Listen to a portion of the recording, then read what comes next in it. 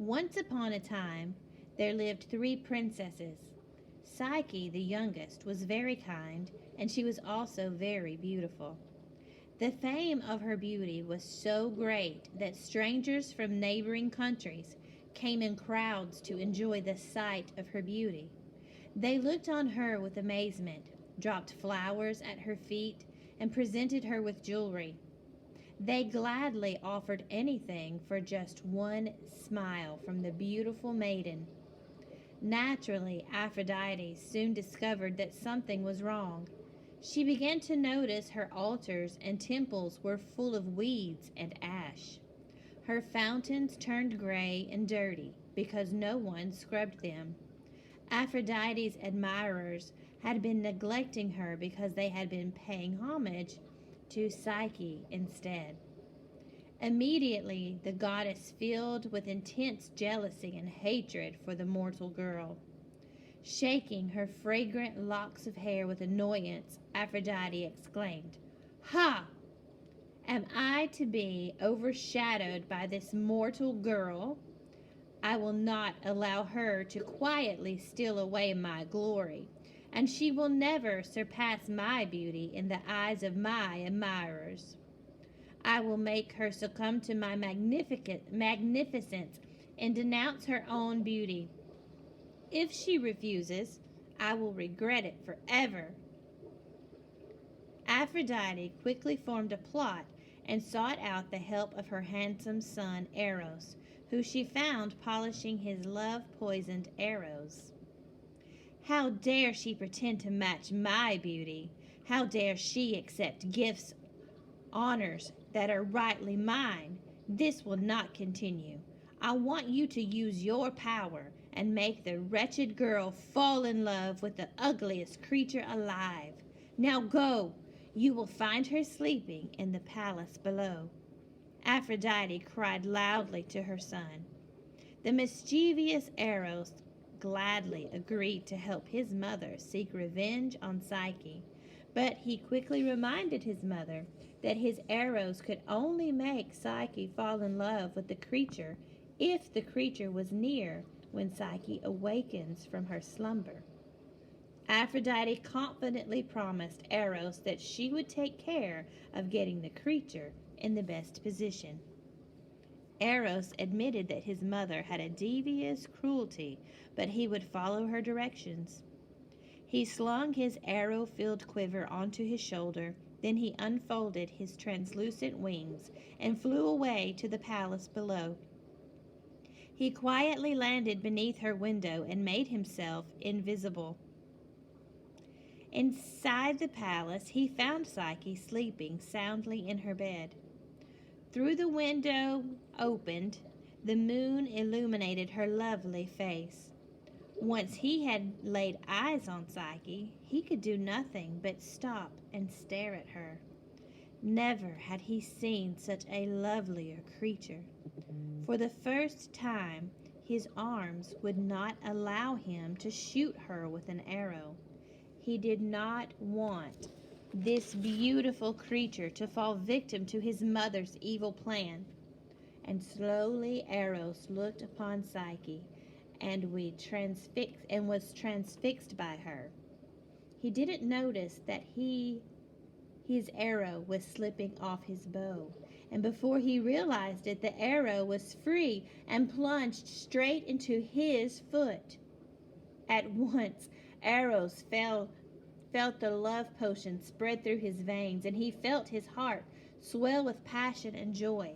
He had never felt true love.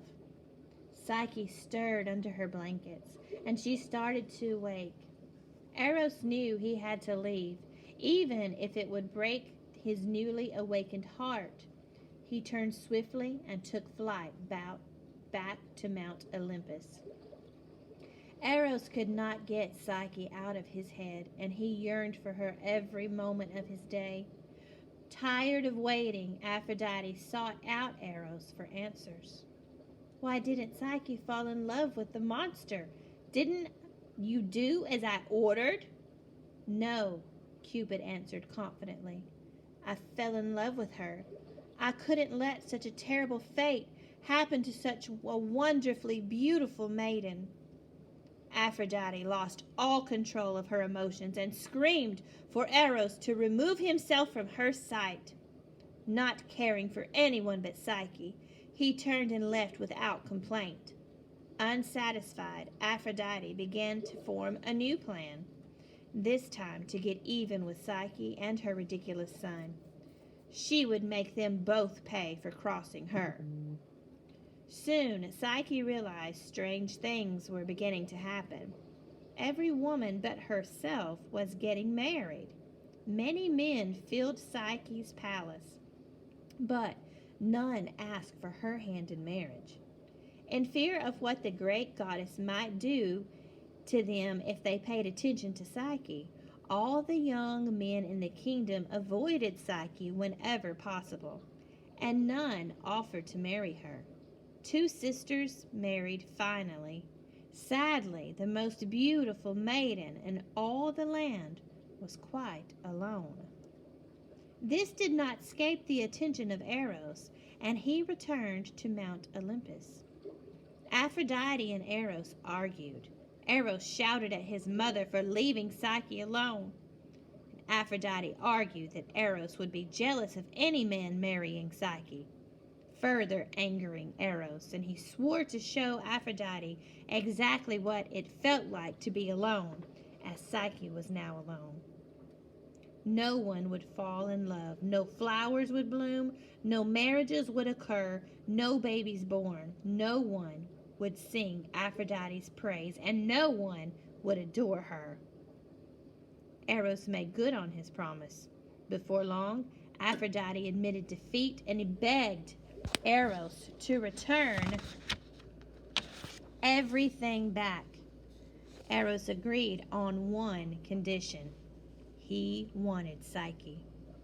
Aphrodite relented, but as the days went on, she refused to lift the curse off of Psyche.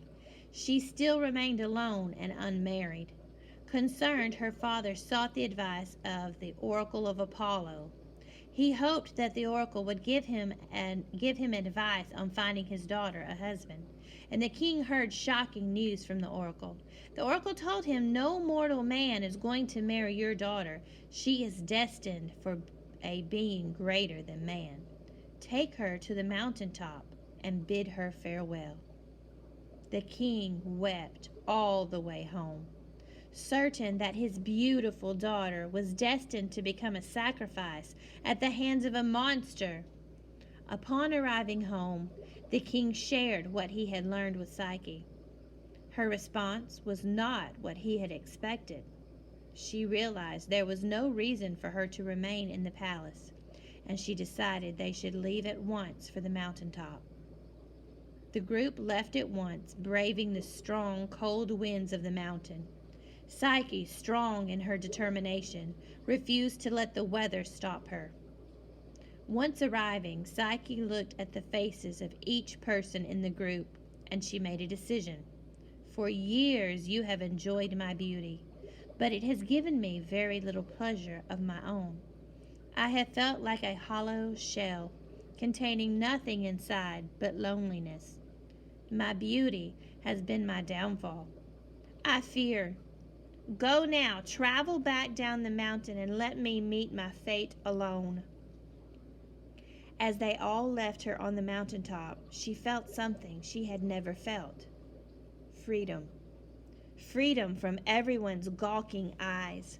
Freedom from her beauty. Freedom from adoration. And she sat on a large boulder and let the winds whip around her.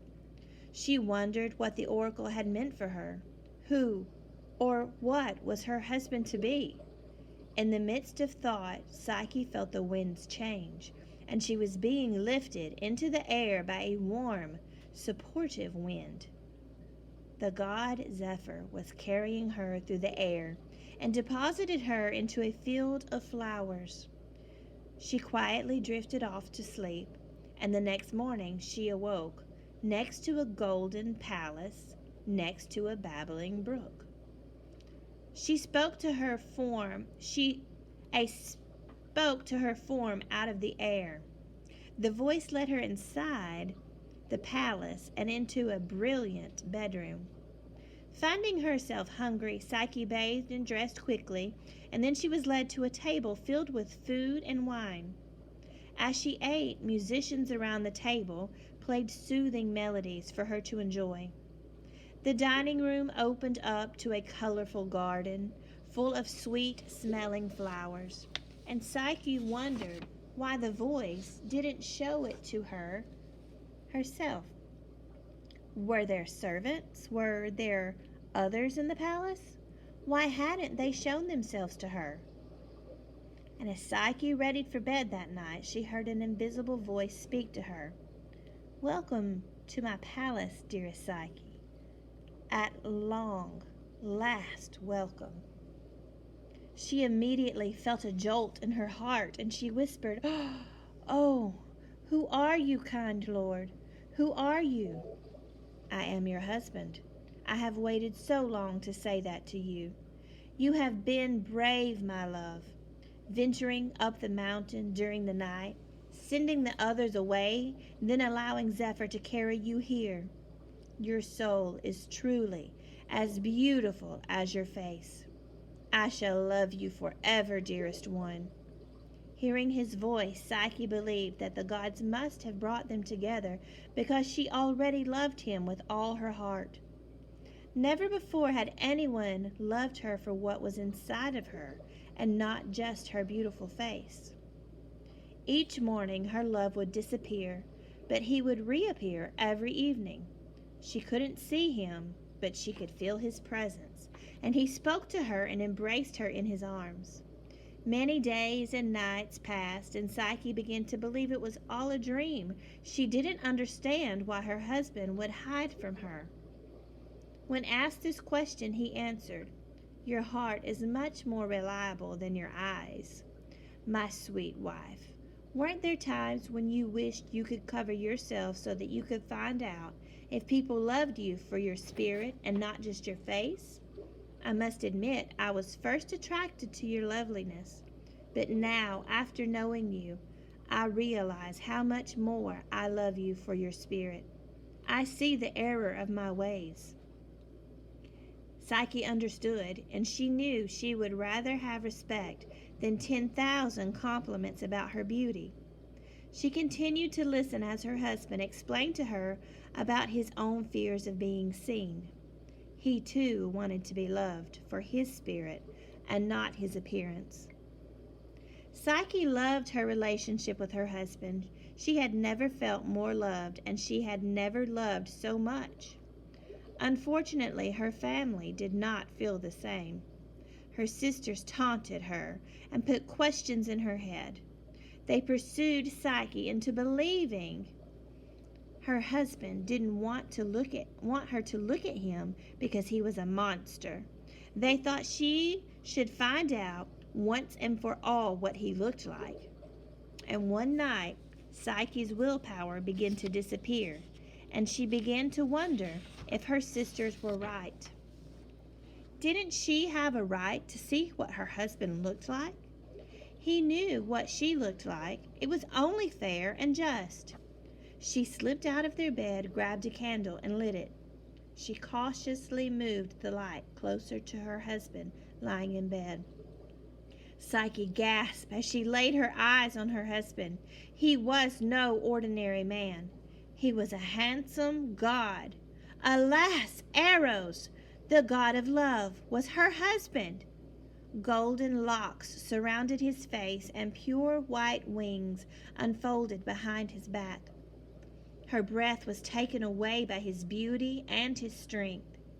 As she moved to get an even closer look, the candle tipped and wax fell onto Eros' shoulder, and he awoke instantly. He flew out of the bed and pushed Psyche away, and the stunned look on his face told her that she had made a mistake. "Did I have to be beautiful for you to love me, dear wife?" As Psyche responded with a shake of her head, Eros continued, "No, if you had truly loved me, you would not have needed to see my face. You would have trusted your heart. True beauty lies in the heart, Psyche. That is why I loved you so. Your heart was beautiful, but now it has grown ugly from fear and doubt. And love cannot live where the heart does not trust. Farewell. Eros was gone in a whoosh of the wind. With him he took the glorious gardens and the palace, and Psyche fell onto the ground and wept. When she had exhausted all her tears, she found her strong spirit and made a decision. She would go to one of Aphrodite's temples and attempt to speak with her about Eros. Aphrodite appeared to Psyche and offered to help if Psyche could successfully complete tests. Even though the tests were difficult and almost impossible for any mortal, Psyche completed them to near exhaustion. As Psyche collapsed, Eros rushed beside her. He had been watching her throughout all of the tests. He had not forgotten how dangerous his mother could be and how jealous she remained of Psyche. He had seen the lengths Psyche would go in order to be with him. He knew her love was pure. Eros knew he would need the strongest help to deal with his mother, and he traveled back to Mount Olympus and sought the help of the god of all gods, Zeus. Zeus was entertained by the degree of Eros's love for Psyche. He saw the change in Eros, and he felt like he was able to be rewarded. Upon meeting Psyche, Zeus spoke, "Your husband has told me of your bravery. Your form does indeed match your soul. Such beauty must not be allowed to fade." A cup of nectar was brought forth. "Drink that, Psyche. Drink it, and become immortal like your loving husband. May the invisible cord between the two of you remain unbroken for eternity." As Zeus finished speaking, all of the gods appeared for the wedding feast. Aphrodite appeared. Even she knew this was a battle that wasn't worth fighting. She knew when to give up. No one could defeat the most powerful force of all, love.